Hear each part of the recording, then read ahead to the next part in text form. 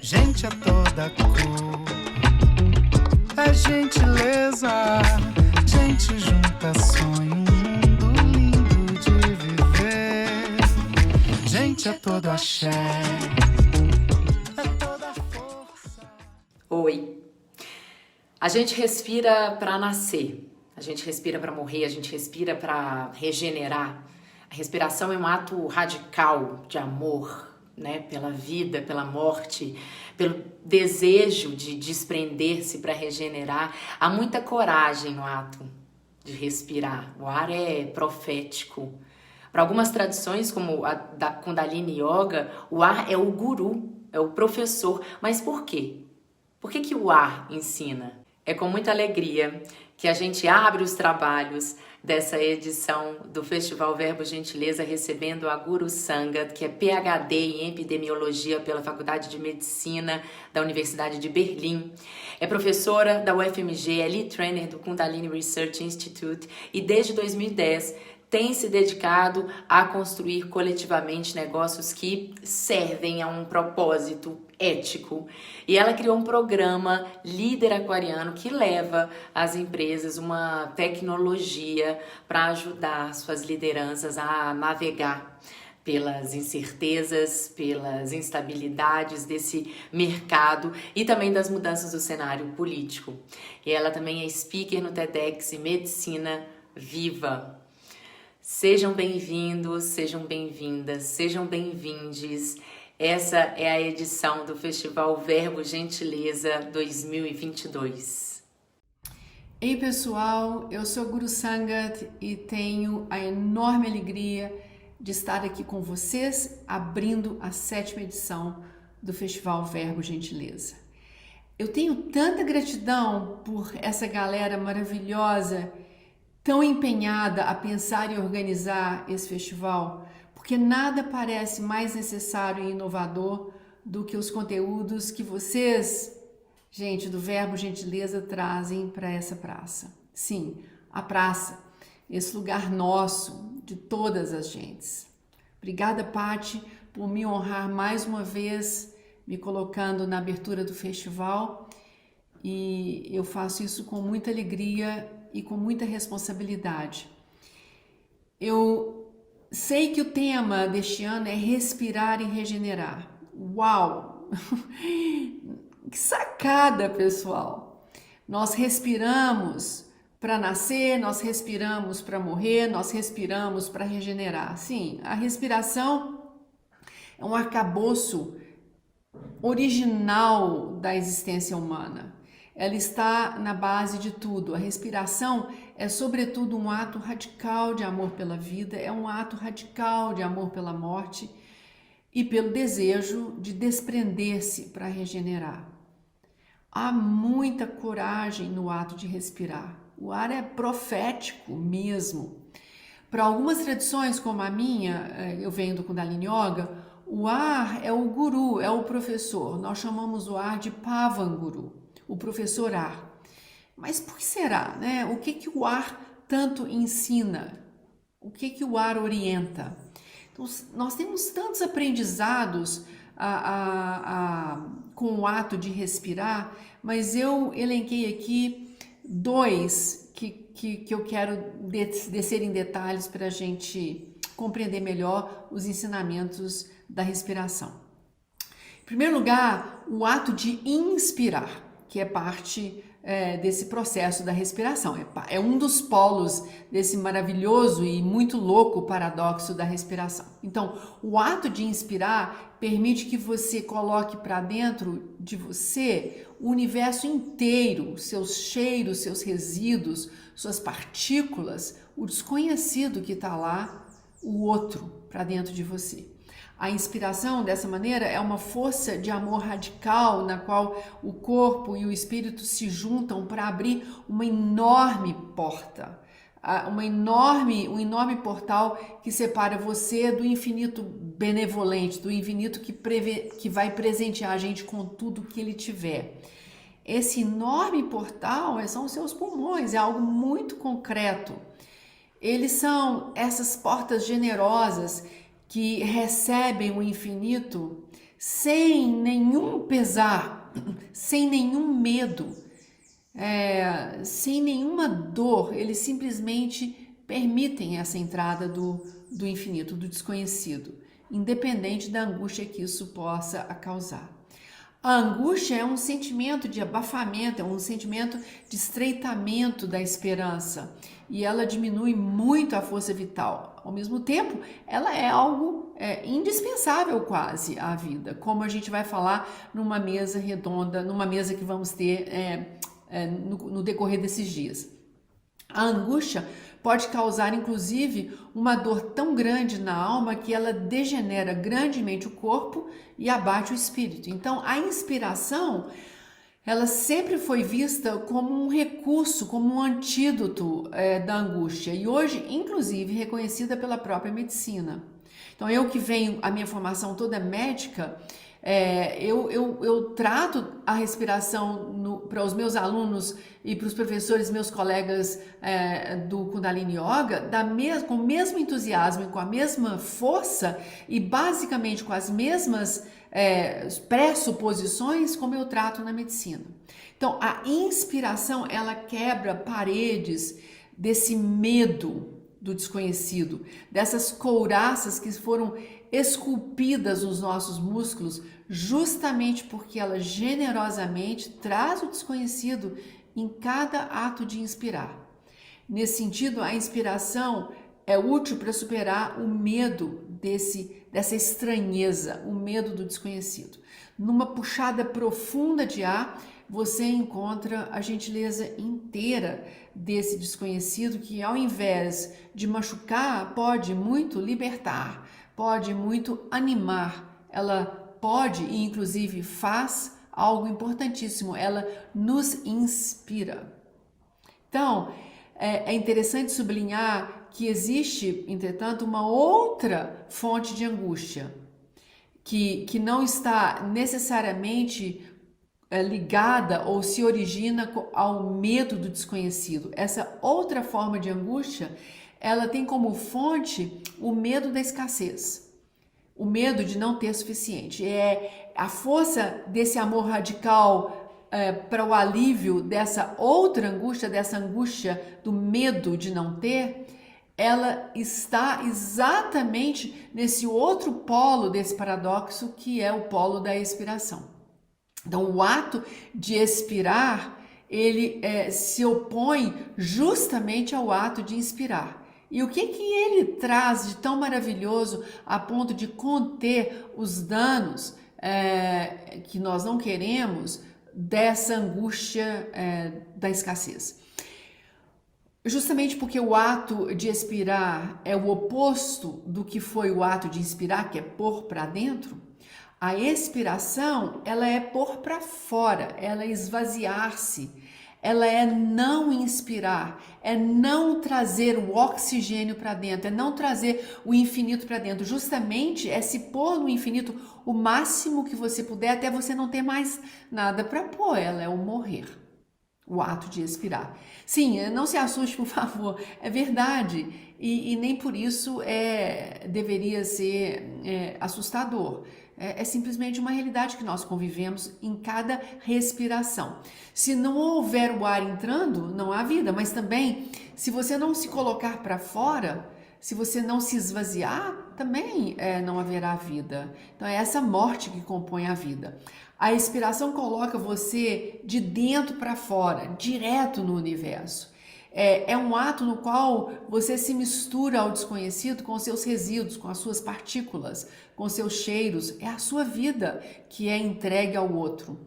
A expiração é uma força de amor radical na qual o corpo e o espírito se juntam para te empurrar de vez através daqueles portais imensos que são os pulmões e generosamente te colocarem no colo do mundo, no colo do desconhecido, sem nenhum pesar, sem nenhum medo, a despeito da angústia. A expiração é também um antídoto para essa angústia existencial causada pelo medo da escassez, porque que é um sentimento que toma o corpo da gente e impede que a gente experimente tudo que há de generoso nesse processo de entrega, que na verdade é uma troca, é ele que completa a troca e por conseguinte é esse processo que regenera. Então esse medo impede justamente da regeneração, porque ele impede que a gente se entregue. A ideia cáustica, terrível que encarna na pessoa e a convence que ela, se ela der algo de si ao outro, muito lhe faltará, essa ideia abafa, ela estreita, ela degenera a força vital. Mas a expiração é justamente algo que fratura os limites impostos pelo medo da escassez. Ela faz isso porque ela nos coloca de modo vigoroso ao infinito, no infinito. Ela nos apresenta e nos presenteia o desconhecido. Ela literalmente nos coloca nele. Nessa soltada de ar, você se presenteia e encontra esse abraço do desconhecido que te recebe. Você se doa, você se esvazia. E aí você vai descobrindo que no lugar de te empobrecer, esse ato, ele te permite, na verdade, a experiência de cura e de regeneração. Então, a respiração é esse magnífico paradoxo desses dois gigantes polos mágicos e maravilhosos. De um lado, nesse paradoxo, você tem aquilo que te mantém vitalizado com o ar dentro, do outro lado desse paradoxo você tem aquilo que te coloca inteiramente para o desconhecido e que te faz um nada, te faz morrer. Entre vida e morte existe o processo da regeneração. Então, esse paradoxo da respiração, ele é muito importante para nós, porque nós, seres humanos, não conseguimos ficar mais do que 3 minutos sem ar. A gente pode ficar até 40 dias sem comer, talvez a gente consiga ficar entre 3 e 7 dias sem água, mas sem ar são minutos. O paradoxo que eu estou mencionando para vocês, ele é composto por dois polos que são incríveis, porque se vistos separadamente, eles se excluem, porque eles se contradizem. Eles são ditos paradoxais justamente porque eles são uma combinação maluca, impossível, eu diria inglória, que jamais poderia existir, não fosse eles inseridos dentro de um processo que permite a existência dessa contradição, que permite a existência desses dois polos que se anulam. No caso da respiração, esses polos, o inspirar e o de cá, o expirar, eles compõem de uma maneira vital aquilo que nos dá a condição de existir. Eu estou muito segura em afirmar que os paradoxos nunca deveriam ser curados, resolvidos, remediados, porque um paradoxo, ele não necessita ser resolvido porque ele não é um problema, ele é uma condição. E nessa condição, nós não deveríamos ver o ato, os polos de um paradoxo como um conflito, como algo que se estabelece como impossível de ser experimentado. Porque justamente a exemplo da respiração, qualquer paradoxo, ele revela para nós, dentro dessa dinâmica contraditória, a própria vida.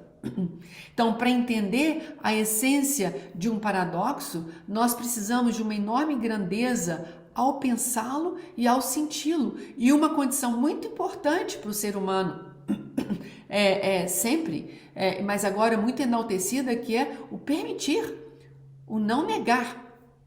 Então, no caso da respiração, se você não poderia jamais só pôr vida para dentro, só inspirar o tempo todo, você não conseguiria viver assim.